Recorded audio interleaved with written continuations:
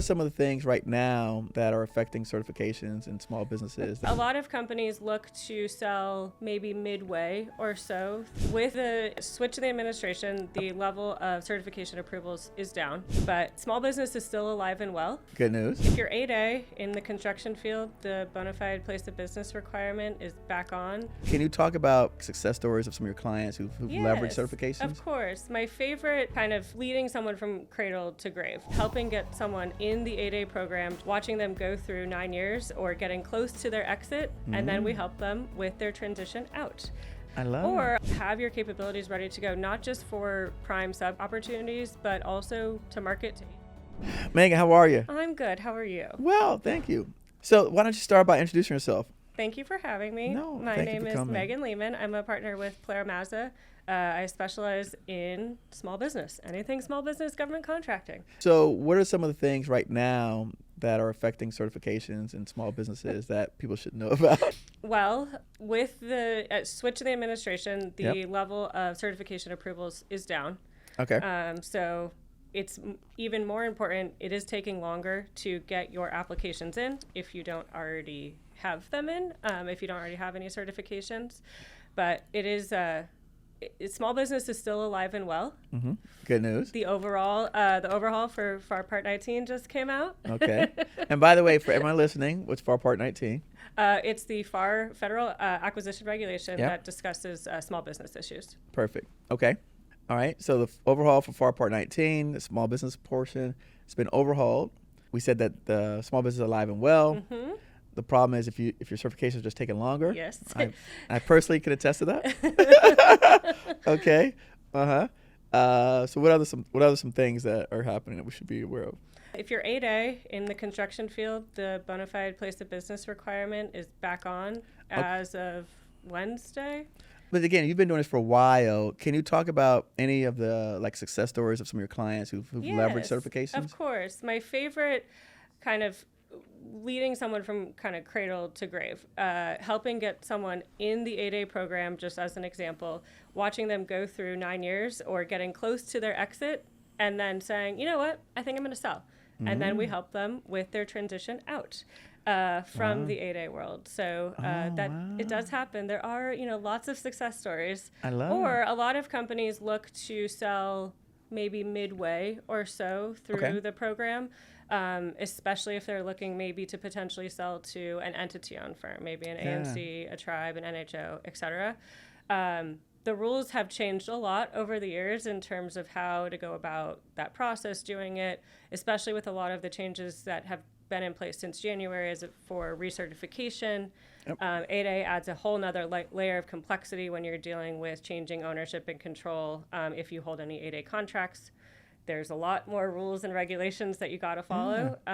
But I help a lot of clients not just get 8A certification, but with their SDVOSB, women-owned, hub zone, all of that good stuff, and just helping them maintain compliance, with those certifications. A lot of people don't fully understand or realize that it's an ongoing compliance.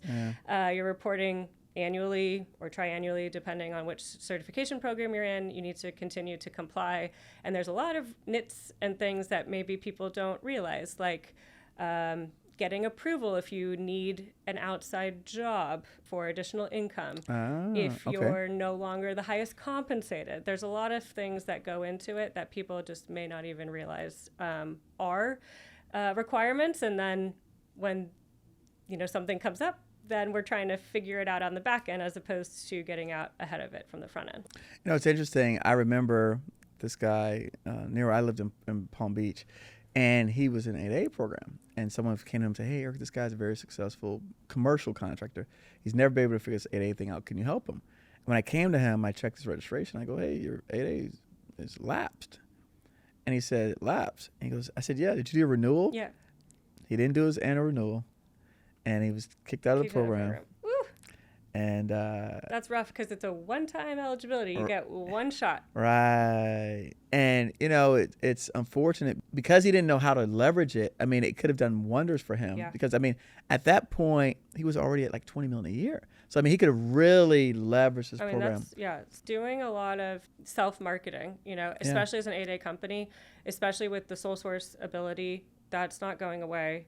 Being an 8A is still like the primo, Yeah. certification. Right. Yeah. Absolutely. So, I mean, trying to advertise and market yourself for teaming opportunities, mentor protege, joint ventures. I mean, those are all massive things that if you're not doing it, your competitors are doing it. Right. So Fair. you need to, that's definitely where I would recommend, someone, especially now where there's less opportunities available, less contracting opportunities, trying to do those teaming arrangements either through a prime sub or a joint venture and so forth is really going to be, where people got to go. Yeah, so today we're talking about skill certification. The first thing I talk about is attention, right?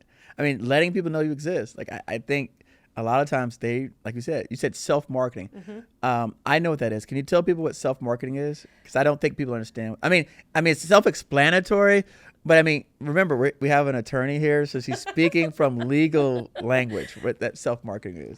When I speak, I try to put it into layman's terms as much as possible. Okay. But I mean, go out and market yourself and tell people you exist. What are your capabilities? Have a capability statement. What is your elevator pitch? Well, and play into your strengths too. I mean, in the certifications, given the topic, they're still valuable. Absolutely. Large businesses still have to subcontract with you. Sure. You can still go out and get sole source work. You can still go out and get set aside work. So Right. having those certifications to the extent you don't already have them, get on it because it's taking a little while. There you go. Right. So if you don't have it, just get on it. It's taking a while. I mean, have Real that well. plan in place. Have that goal. What's your 3-year, 5-year, 10-year? What is your plan? And plan that out to make sure that you can get there and start scaling yourself to get there. You can't, it's hard to just wake up tomorrow and say, all right, I think I'm done with this. I'm going to sell. I mean, how are you going to sell? And to who? And are you trying to keep certifications? What does your contract portfolio look like? Those are all things to kind of keep in mind when you're vetting, potential buyers, or if you're looking to acquire as well. Okay. What other tips do you have people listening about their leveraging their certifications? I mean, kind of just going back to what I started with, like continue to self-market, self-promote, have your capabilities ready to go, not just for prime sub opportunities, but also to market to agencies. I mean, continue to attend conferences. I know it's been an interesting year, to say the least, especially right now, but you never know who you may meet, especially on the federal side. And if, you're putting yourself out there for a small enough contract, maybe you're eligible for a sole source. Who knows? Makes sense. Megan, thank you so much. I love it. Thank you for having me. That was great.